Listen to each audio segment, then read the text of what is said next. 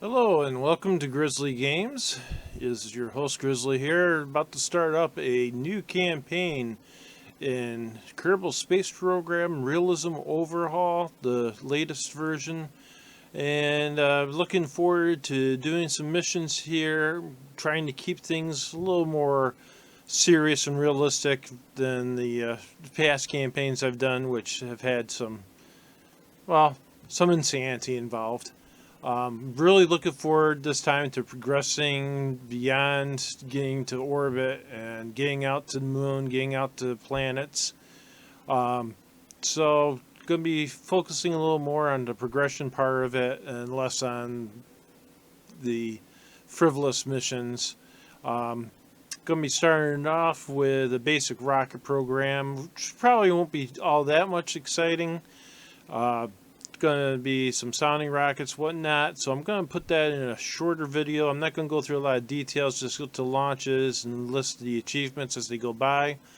And then when we get into some more interesting items, then we'll go in a little more detail. So hang on for the ride. First part's going to be probably pretty rapid and a lot of cutscenes. But when we get to orbit and we start getting to more interesting missions, then we'll show maybe a little more of the builds and whatnot. So for now, waiting for it to load up, and I'm going to start off with my first base. I'm going to do it down in Brownsville, Texas, aka Boca Chica for the SpaceX fans among you. And I like that launch site a lot more than Cape Canaveral, and the reason why is twofold. Number one, there's a lot more biomes that are accessible from there, and when you start off with Cape Canaveral, you just basically have a couple biomes, the water and Florida. You can get a lot more places from Brownsville. The other thing I like about it is as you're starting to get longer range contracts, you're starting to go down range, you'll have the communications coverage of Florida and picking up as you're traveling eastward, and less of a cutout when you get out over the North Atlantic heading for Africa, which has always given me problems in the past. So that's the plan. Start off there, then start up a second base, probably in White Sands, because I like doing missions from there as well for similar reasons, and then California for the orbital going north for the polar orbits. Then down the line, maybe I'll pick up some more on the East Coast, but it seems that SpaceX has the right idea for support purposes.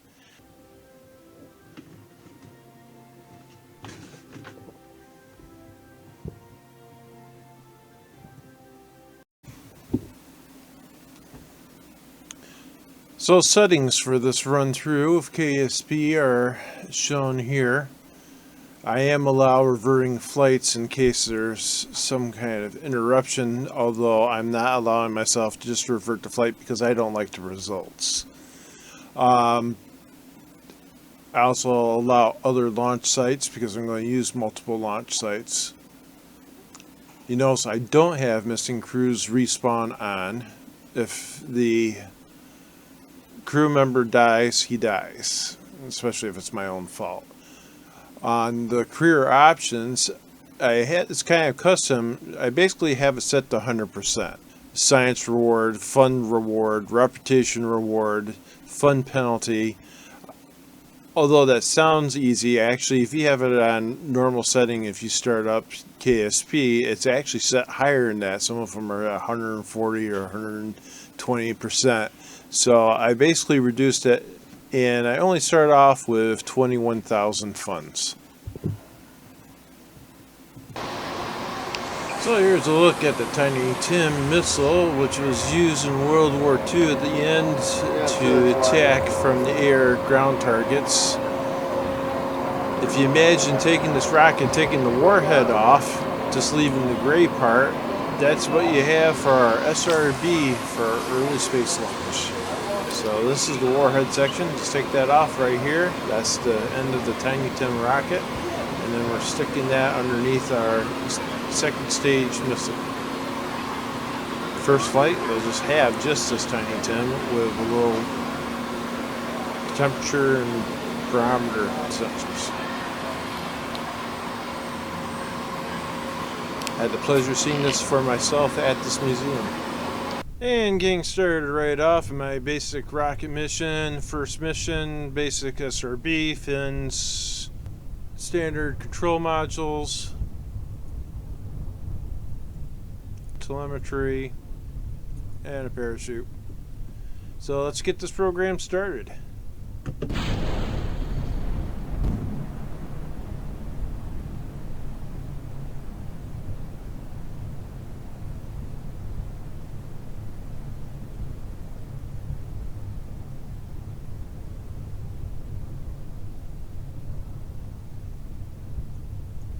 Nice little sunrise over the Gulf of Mexico off the southern coast of Texas. As we hit apogee, I'll deploy the chute.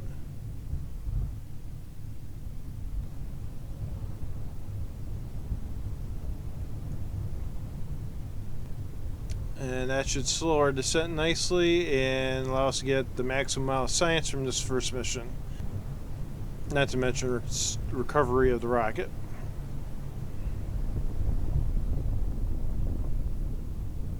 Try this yourself. Do not disarm the parachute because by the time it's ready to deploy, you'll already have hit the ground. Now it's standing up just like it did when it was taking off. So I'm going to let this run a little bit, collect as much science information as I can, and then we'll come back later. So having learned in previous run-throughs that the first thing you should do always is the post-war material science. Now, I did pick up 5.5 science from that first mission, just doing the atmospheric test and whatnot. The reason I say go for this one first is because of this item right here, separate structural tank upgrade. Using aluminum fuselage tanks greatly increases your performance of the rockets because they're so much lighter in weight. After that, you want to, of course, advance your rocket engines, and it's always good to push to get the supersonic fins because as you get higher and higher performance, you're going to rip the fins off in the upper atmosphere. So that's all I'm going to do with the points right now. Just get those three started. And missions, I've gone straight to altitude sounding rocket low, 75 kilometers. Doesn't have to bring anything up with it, just has to hit the altitude, so that's what we're going to push for. And also the Kármán line contract for 100 kilometers, so anytime I hit that, we will get a bunch of funding for that. I'm going to go build myself the rocket, and we'll be back. This is a Aerobee 150 sounding rocket, 2-stage.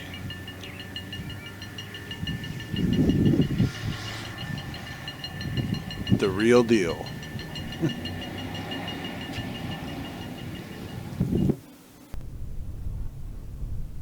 July 5th, 1951, and the Claw 1 is on the stand.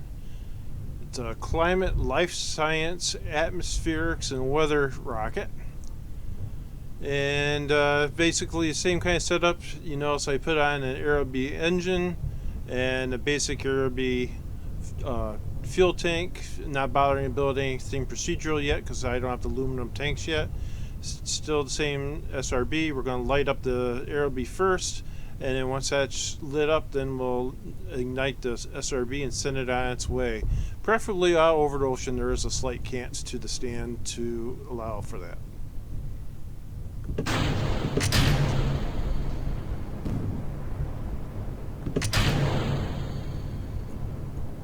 And we're on our way, and we do have a slight downrange tilt, which is what I wanted.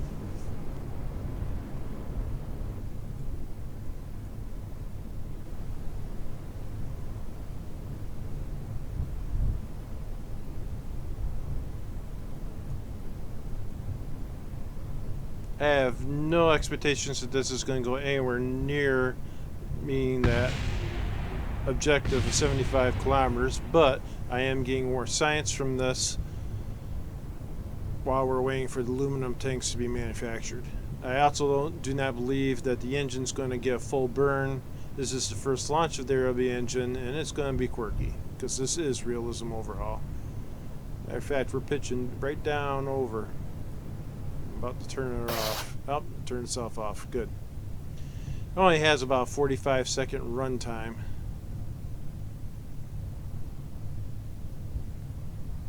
But by doing this early mission, it allows the engine to get some trials and get a higher percentage of successful lighting and performance for later missions. And I let the parachute out 5,000.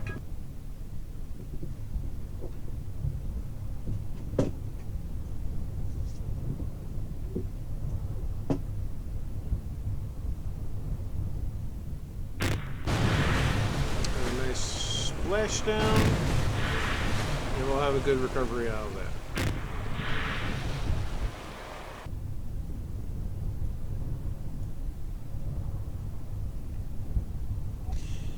Okay, it's November 4th, 1951.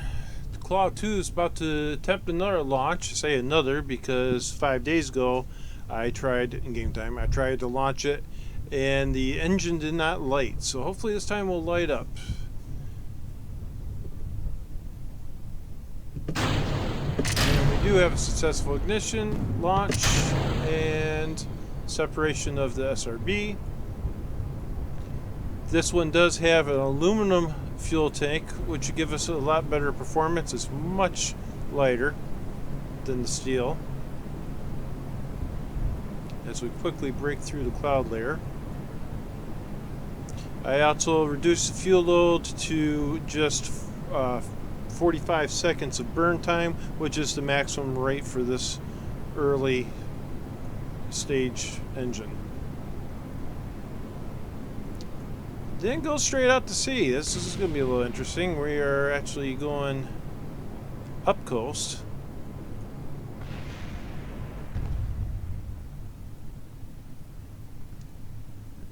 Alright, let's pop on the overhead so we can see where we're sitting. If we can pop over 30 kilometers, I'll be pretty happy with that. And we did get over 30.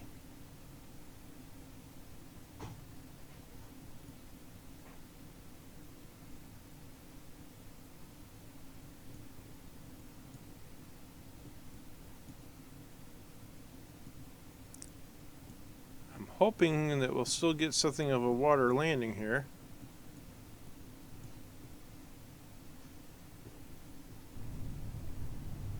They're ready to deploy the chute at 5 kilometers. Shoots away. And it looks like we will get that water landing I was looking for.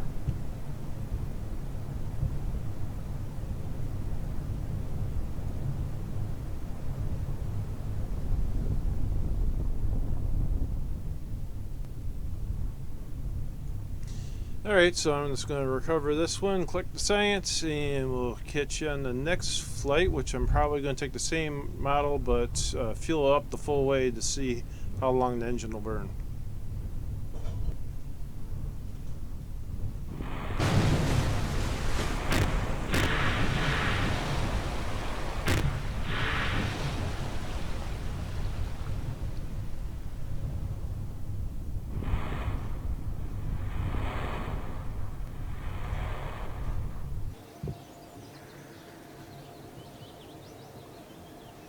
And Happy New Year. That's the end of 1951 and the end of this episode.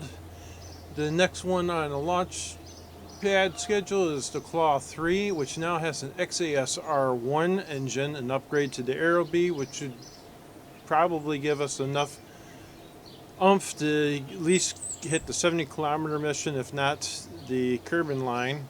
It's also fully loaded with fuel, so it can get some overburn on it. But it's not going to be ready for another 40 days, which will bring us into February of 1952. So we're signing off for now, and we'll catch you next time. Grizzly out.